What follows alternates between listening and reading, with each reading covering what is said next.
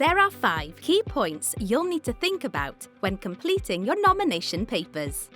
The first thing to check is that you're qualified to stand as a candidate. There are 4 qualifications for standing at local government elections. You only need to meet one of them to stand, though you could meet all of them.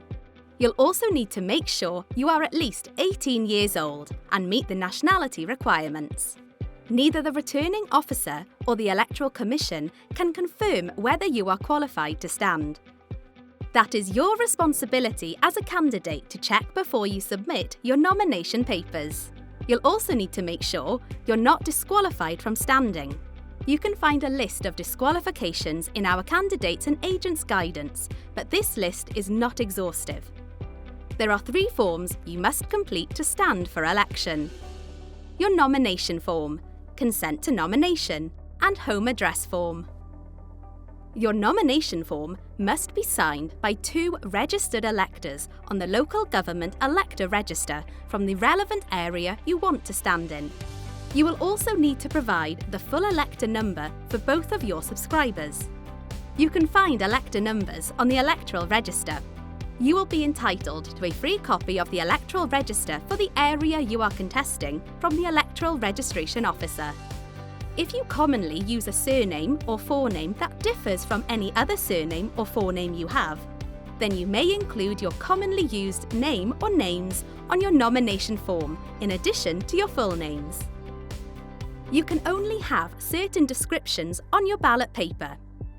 You may only use independent if you are standing as an independent candidate, or registered party description or name if you are standing on behalf of a political party.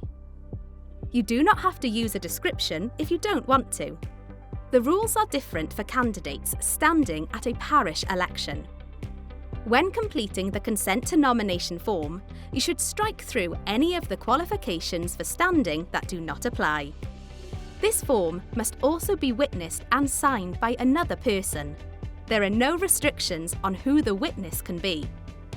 The home address form must also be completed. Part 1 is mandatory, and you must include your full name, home address, and tick any of the qualifications for standing that apply. You should only complete Part 2 of the form if you do not want your address to be made public on the ballot paper and other official election notices. If you want to stand as a candidate for a political party, there are 2 more forms you'll need: a certificate of authorisation and a request for a party emblem. These forms are available in our nominations pack.